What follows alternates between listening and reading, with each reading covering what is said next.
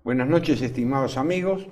Vamos a continuar en la parte número 2 de este video Fuera de lo Común que estamos grabando, estos dos programas Fuera de lo Común, junto con el joven profesor Oscar Martínez de Lima. Estamos acá con Silvio, muy entusiasmados con este tema de cómo se ha venido desarrollando contemporáneamente el pensamiento peruano, cuáles son los problemas, los temas.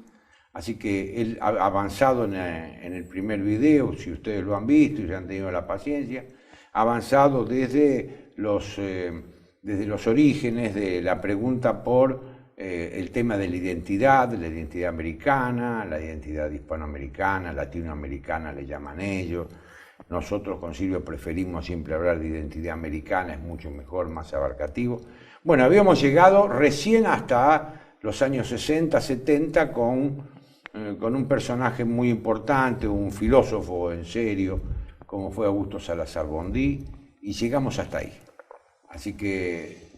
Pero bueno, a mí me gustaría mucho saber cuál es tu posición dentro de estos debates que señalaste. O si falta esa es una de las cosas, ¿no?, que te quisiera preguntar, muchísimas más, pero ante todo esa. O si falta, o si vos querés todavía, vos dijiste, hablaste de Sobrevilla y hablaste de otro más, ¿cómo se llamaba? María Rivera Tuesta. Bueno, tenías estos dos, pero bueno, cada uno encara una corriente distinta. ¿Vos encontrás dos corrientes solamente hoy de pensamiento en Perú, o hay mayor, antes de llegar a tu postura, o hay algunas otras corrientes en Perú que trabajan filosofía? Póstumo a esta pregunta de Salazar, vienen una serie de discípulos, entre ellos los dos más importantes, Sobrevilla y Rivara, aunque hay muchos más, pero entre ellos van a tener unos discípulos póstumos que ya van a ser profesores míos, ¿no? Les mencionaba a Víctor Masi, a Zenón de Paz, Flores Quelopana, algunos en la academia, en la Universidad de San Marcos, otros no. Ajá. ¿Sí? Estos ya van a comenzar a tejer, a apropiarse de una serie de categorías y juntarlo más que todo con lo que se llama el pensamiento andino, ¿no? Que es uno de los pensamientos importantes que ahora se están gestando. Está bien, pero y aparte de eso, ¿hay alguna corriente fenomenológica, el positivismo lógico, el existencialismo, el marxismo, el tomismo o neotomismo? Eso debe estar siempre presente. Hay pensadores, alguno que se descarte. Un fenomenólogo, ¿quién se destaca en fenomenología en Perú? ¿Vos sabés? Sí, claro que sí. A ver, sí, justo quería llegar a eso, ¿no? De los contemporáneos de Sobrevilla, de Rivara, en nuestra universidad vecina, que está en la misma avenida, en la avenida universitaria, y si visitan Perú saben que está al lado, es la Universidad Católica. Sí. La Universidad Católica, si uno contemporáneamente, actualmente agarra y revisa las tesis de los últimos 30 años y hace una comparación entre San Marcos y la Católica, se va a dar cuenta que en San Marcos hay tesis sobre pensadores peruanos, latinoamericanos, coloniales, hay toda una tradición colonial interesante, que justo quiero llegar también a eso en San Marcos. Y en la PUC hay tesis mayormente de Husserl, Descartes, Kant y Aristóteles, ¿no? Entonces, si uno quiere buscar autores que trabajan fenomenología, existencialismo, hermenéutica, se trabaja bastante. Va a la Universidad Católica. A la Católica. Aunque en San Marcos también se trabaja, pero aquí es, como les menciono mediante las tesis, es general, ¿no? Los eventos, más que todo allá. Trabajo sobre filosofía europea, básicamente. Sí, europea. Excluyendo en la Católica el marxismo, que recién se está comenzando a trabajar, otra vez unos jóvenes. Y Nietzsche, supongo también. Nietzsche lo trabaja Nietzsche ellos en la Universidad en la Católica. Sí. ¿Y la Universidad de San Pero Marcos? ¿Nietzsche se trabaja en la Universidad Católica o no? Sí, claro que sí. Ah, ¿también? Sí, también.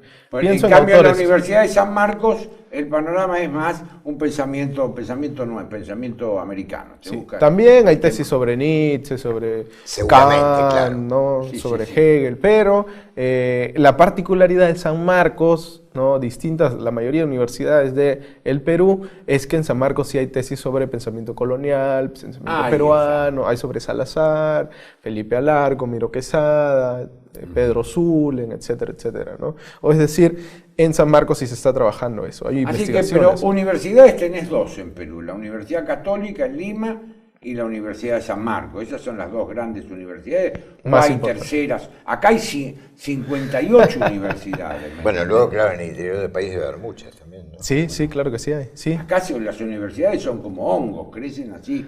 Ahora tenemos universidades municipales, cada municipio tiene una universidad, un colegio secundario lo hacen universidad, entonces comercios hacen universidades, empresarios. Sí, pero muchas veces con carreras muy pero yo te quería vinculadas preguntar, con la producción de la zona, en fin, ¿no? Pero yo quería preguntarte más si había trabajo, por ejemplo, si hay alguien que se destaque en fenomenología, en la filosofía analítica, por ejemplo, que ha invadido América.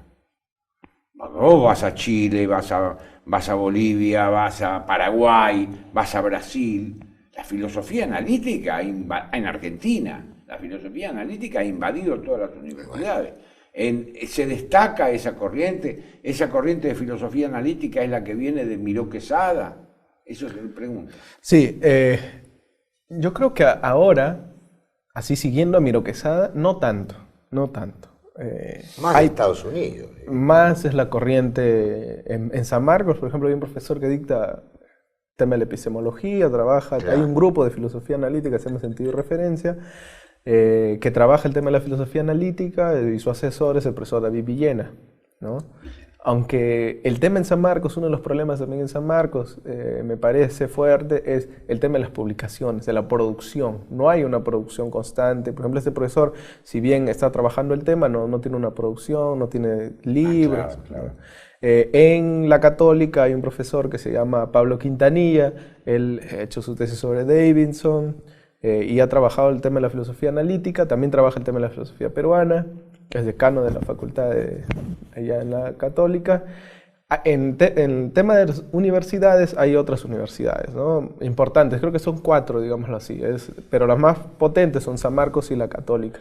También está la Universidad Ruiz de Montoya, Universidad Jesuita, y está la Universidad Nacional Federico Villarreal, que son las 4 donde se dicta filosofía. Recordemos que en Perú hay una serie de como rupturas donde se quita la filosofía de los colegios, donde ya no hay filosofía. Acá también. Hay una tendencia similar. En las universidades. Porque lo que importa es la computación.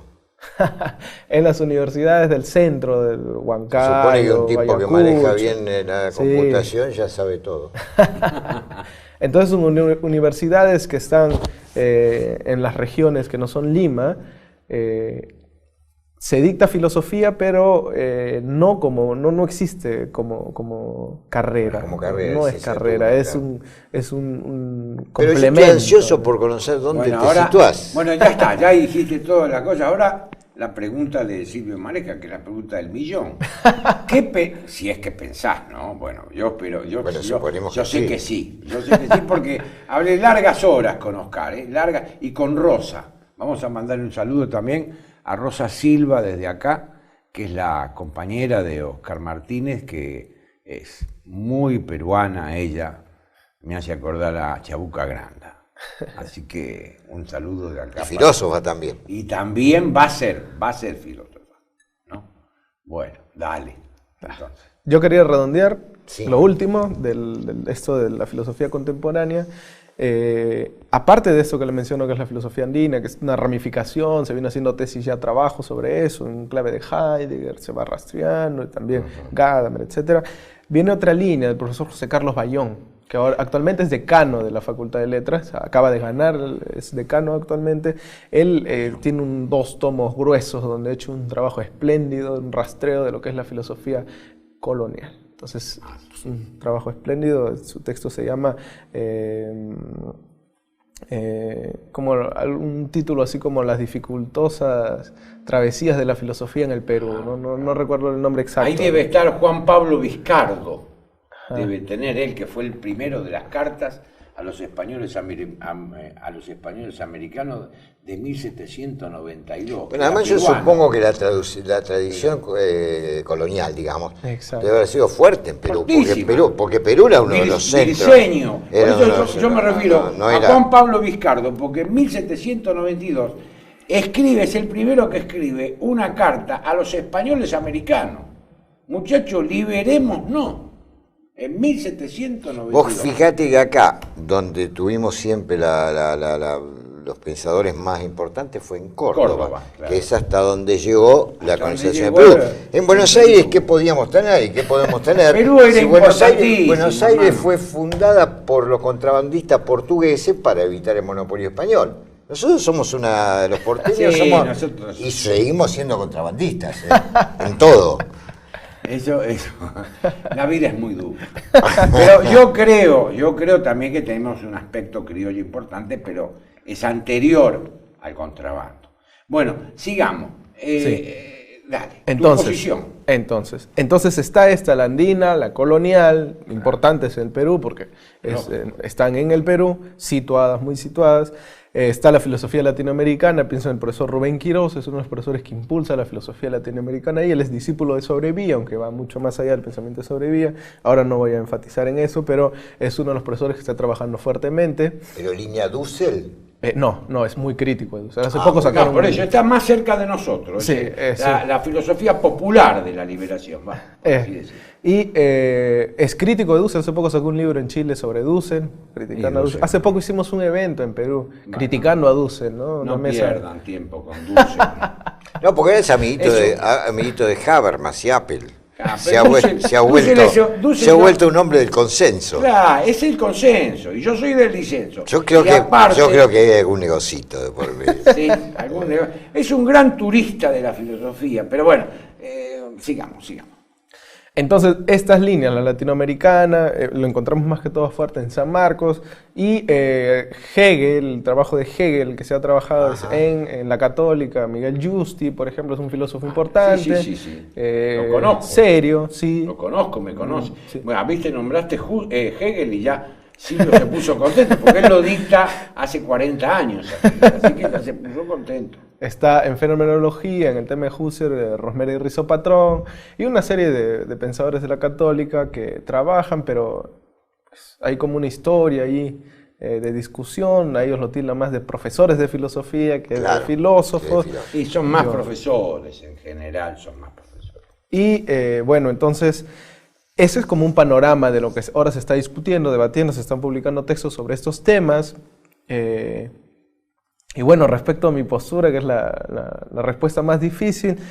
o por lo menos, danos alguna idea. Ten en cuenta que cada filósofo tiene un pensamiento propio y no hay ni posibilidad ni de que otro lo convenza, ni de convencer a nadie. La filosofía es así, ¿no? Cada filósofo, si es filósofo...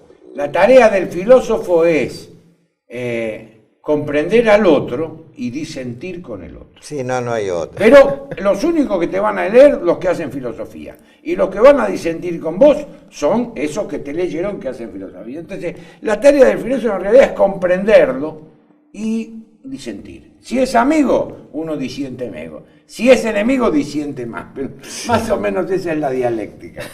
Bueno, a ver, ¿cuál es tu postura? Dale, a ver. Bueno, yo me considero amigo y discípulo del profesor Rubén Quirós, ¿no? En primer lugar, que es el que está trabajando la filosofía latinoamericana en el Perú, muy, muy fuerte, quizás el que lo está trabajando mejor en el Perú. Qué bien. Me considero un latinoamericanista en ese sentido. Pero no solo ello, ¿no? A mí me interesa mucho la línea del pensamiento decolonial, ¿no? En ese caso del sociólogo, también sanmarquino, Aníbal Quijano, que propone este tema de lo decolonial, ¿no? La colonialidad del poder, de pensar desde 1492, ¿no? Desde la idea de raza, cómo se extiende toda una ramificación en categorías de poder, y cómo la filosofía es una de los saberes, ¿no? que están ahí permanentes en esa malla de poder. Por un lado, hay una influencia, en el caso de lo que yo creo es de Aníbal Quijano, la filosofía latinoamericana, Pienso también en la teoría de la dependencia, me importa mucho la teoría de la dependencia, retomar ciertos postulados de la teoría de la dependencia, y el marxismo, ¿no? Me parece que el marxismo es importante, la crítica al capitalismo, más que el marxismo, Marx, me parece importante, Marx mismo. Vamos a hacer un punto acá, Qué porque gran, viene la publicidad. Qué importante es eso, ¿eh? Viene la publicidad. Llegamos a Marx. ¿Publicidad marxista o capitalista? No, esta es publicidad capitalista.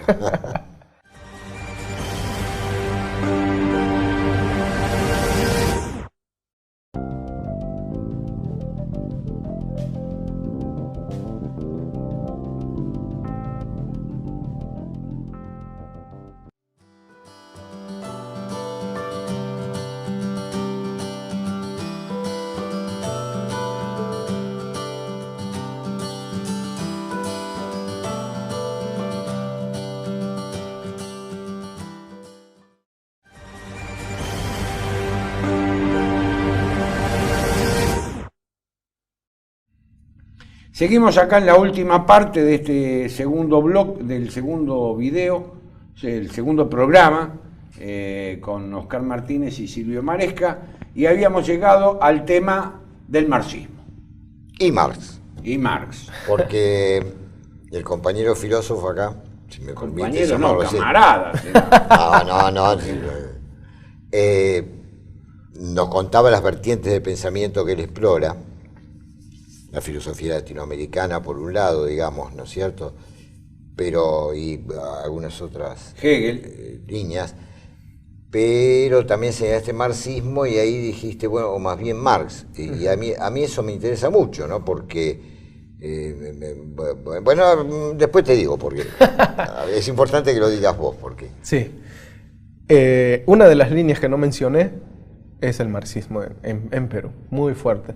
Está el marxismo en la Universidad Federico Villarreal, el marxismo en la Católica, que pues un marxismo más ortodoxo, que pues fue excomulgado y ahora está volviendo, pero en un sentido más crítico el marxismo en San Marcos. Recordemos que el San Marcos fue pues casi tomada por Sendero Luminoso, Claro. ¿no? Había pintas por todos lados, los senderistas entraban a los salones, etcétera, etcétera. Entonces hay toda una huella, una impronta poderosa ahí en el marxismo, pero un marxismo más, digámoslo así, de la Segunda Internacional, ¿no? Entonces a mí no me interesa tanto eso, yo soy más bien crítico de esas posturas que hay todavía en San Marcos, de la Segunda Internacional, la dialéctica y las fuerzas productivas y todo ese rollo.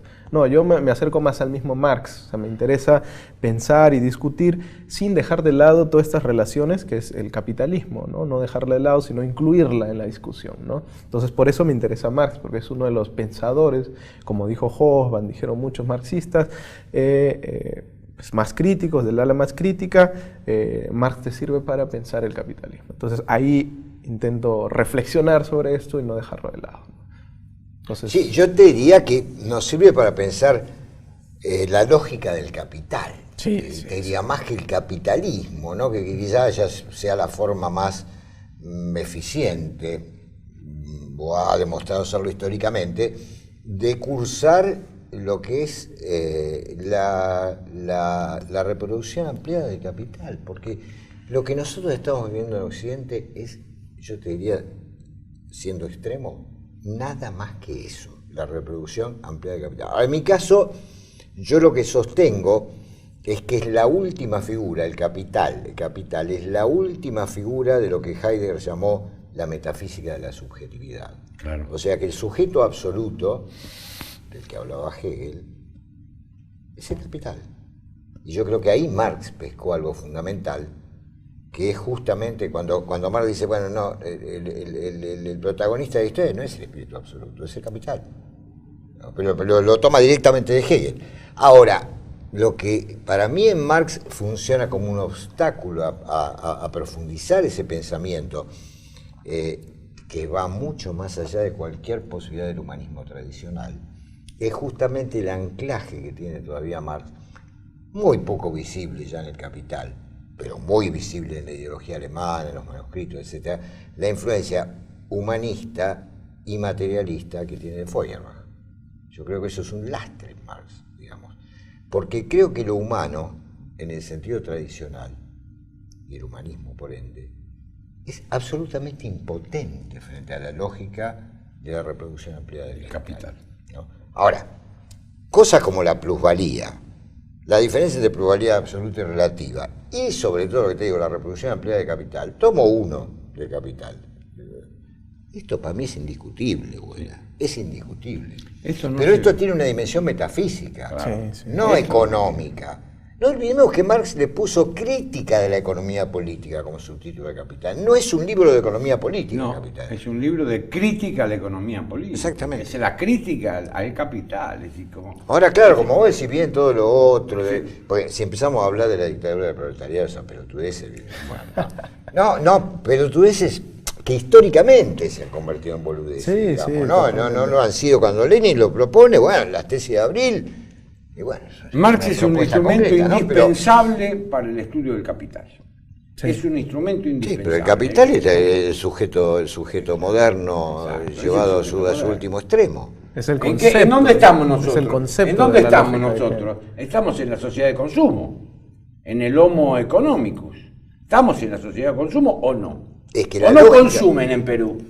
Lo único que piensan es en la lógica. La lógica de la reproducción del capital es... Hay un manuscrito muy importante de Marx al respecto, que se llama El dinero, ¿no?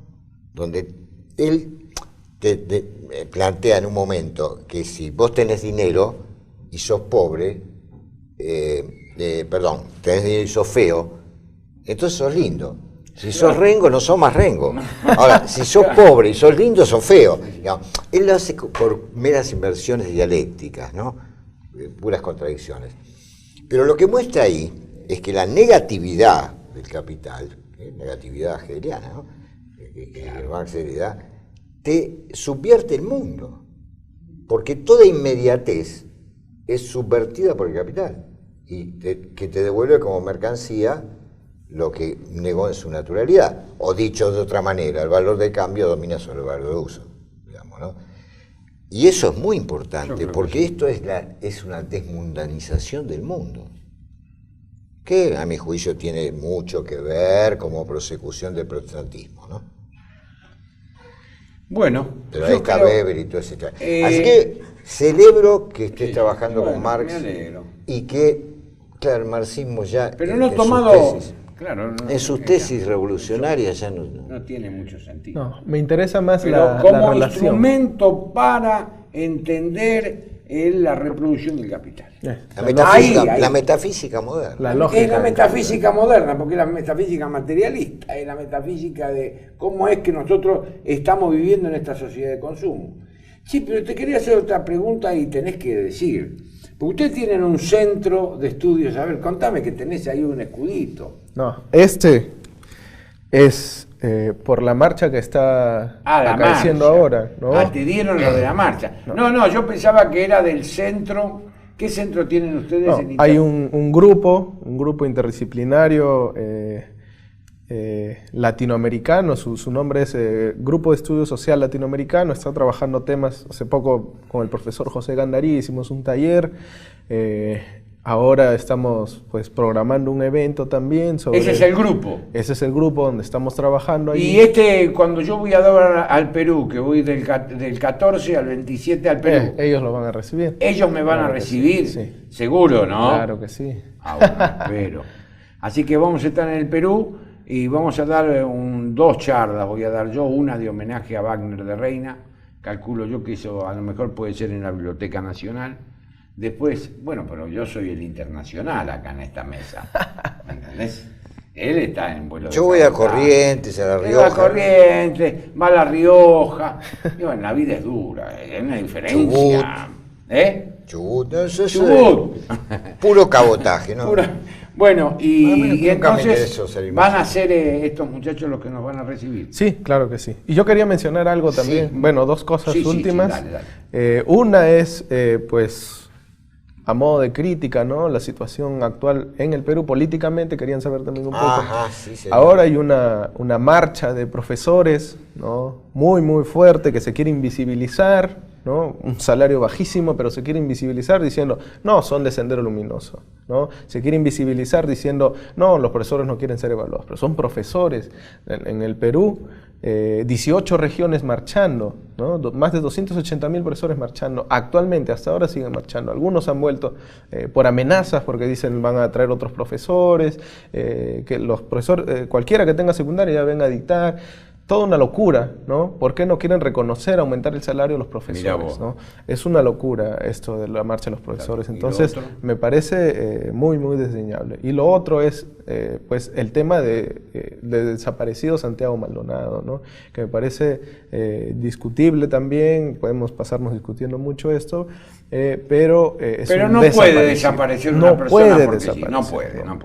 Una persona no es un fin en sí mismo, no un medio. Bueno, esto nos daría para aparte del caso concreto. Ahora se está llevando a cabo una marcha, ¿no? Sí, pero yo quiero, en ese sentido, tengo una posición, ayer lo dije en Intratable, si quiero... Él hace propaganda, porque él está en la televisión abierta ahora, ¿no? La vida es una estrella. Es una estrella de la televisión abierta. Pero lo dije en Intratable, el hombre, para Kant, lo cité a Kant, pero para no citar algunos, el hombre es un valor en sí mismo, no es un medio. Y a Santiago Maldonado supongo que no lo habré dicho en un sentido kantiano. Como un medio y no como un fin en sí mismo. Lo importante es que Santiago Maldonado como persona tiene que aparecer, o aparecer vivo o aparecer muerto, pero no puede desaparecer una persona. Y tampoco puede manipularse. La desaparición o la muerte de Maldonado manipularse ideológicamente, como está haciendo el kirchnerismo en este momento. Bueno, acá hay un problema. No somos tontos. Hay un problema que realmente da para todo un programa o varios, ¿no? ¿Qué sucede con ciertas reivindicaciones de los pueblos, lo que se llama hoy los pueblos originarios, ¿no? Mucho más auténticas en Bolivia o en Perú que en Argentina, ¿no? Empecemos por ahí, donde la población indígena nunca fue ni muy numerosa ni muy importante.